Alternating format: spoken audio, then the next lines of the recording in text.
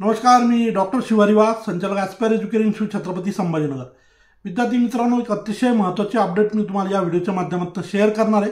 अनेक विद्यार्थ्यांनी aspire education इन्स्टिट्यूटमध्ये रजिस्टर असलेले आणि इतर महाराष्ट्रातील तमाम विद्यार्थ्यांनी ऑल इंडिया कोट्यामध्ये पार्टिसिपेट केलेलं होतं, जो की MCCच्या माध्यमातून कंडक्ट केला जातो।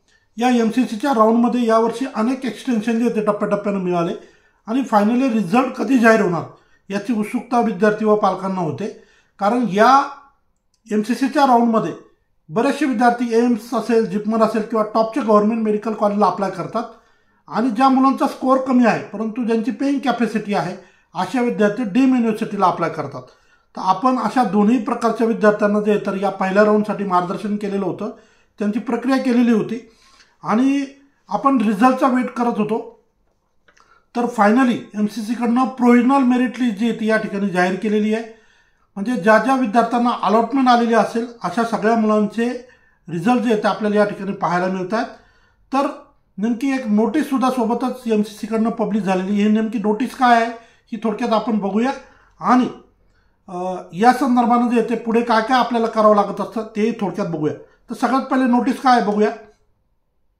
It is for the information to all the candidate that provisional result for round 1 of NEET UG 2025 is now available.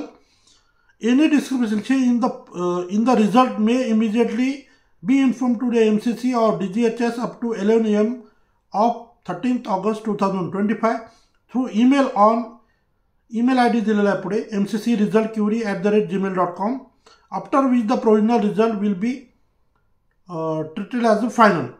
The candidates are further informed that the provisional result is only indicative in nature and subject to change.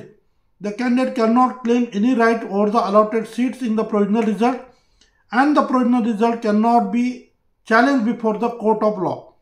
The candidates are advised to approach the allotted college institute only after the declaration of final result and only after downloading the allotment letter from the MCC website.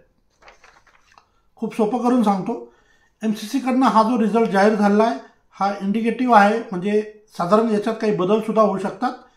तुम्हाला ॲडमिशनसाठी जात असताना जोपर्यंत MCC final result जाहीर करत नाही आणि सोबतच MCCकडनं MCCच्या ऑफिशियल वेबसाईटवरनं अलॉटमेंट लेटर तुम्हाला डाउनलोड करून मिळत नाही तोपर्यंत तुम्हाला ॲडमिशनसाठी जायचं नाही आहे।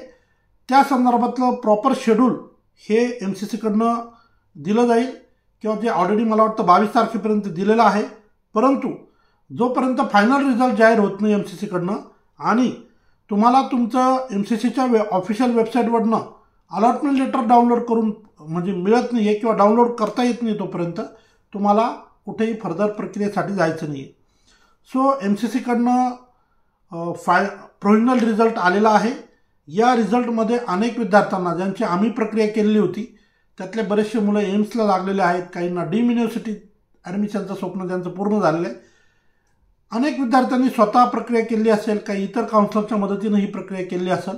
ज्यांना ऑल इंडिया कोट्यातून ॲडमिशन मिळालेलं आहे अशा सगळ्या विद्यार्थी व पालकांचं मी अभिनंदन करतो। जरी हा इंडिकेटिव्ह रिझल्ट असेल म्हणजे याच्यात काही बदल होईल असं जरी MCCनं म्हटलेलं असेल, परंतु आतापर्यंतचा अनुभव आहे याच्यामध्ये फारसे बदल होत नाहीत। जो रिझल्ट आहे मोस्टली तोच फायनल रिझल्ट म्हणून समोर येतो। एखाद दुसरा व्यक्तीच्या बाबतीत, विद्यार्थ्याच्या बाबतीत काय बदल कदाचित कधी याच्यापूर्वी झालेला असेल, परंतु आतापर्यंत ज्या ज्या मुलांना आपण ज्यांची प्रक्रिया केली आहे आणि जर त्यांना ॲडमिशन मिळालेलं असेल तर मोस्टली त्याच्यात फारसा बदल आपल्याला कधी पाहायला मिळालेला नाही। हे मुद्दामून तुम्हाला तुमच्या माहितीचं मी या ठिकाणी सांगतो आणि फायनल रिझल्ट जसा येईल तुम्हाला मी नक्की शेअर करेल। तुर्तास प्रोव्हिजनल रिझल्ट जो आहे तो MCCकडनं पब्लिश झालेला आहे।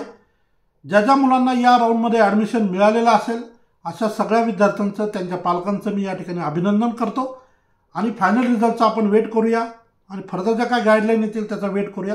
तुर्तास या ठिकाणी थांबतो। धन्यवाद, थँक्यू।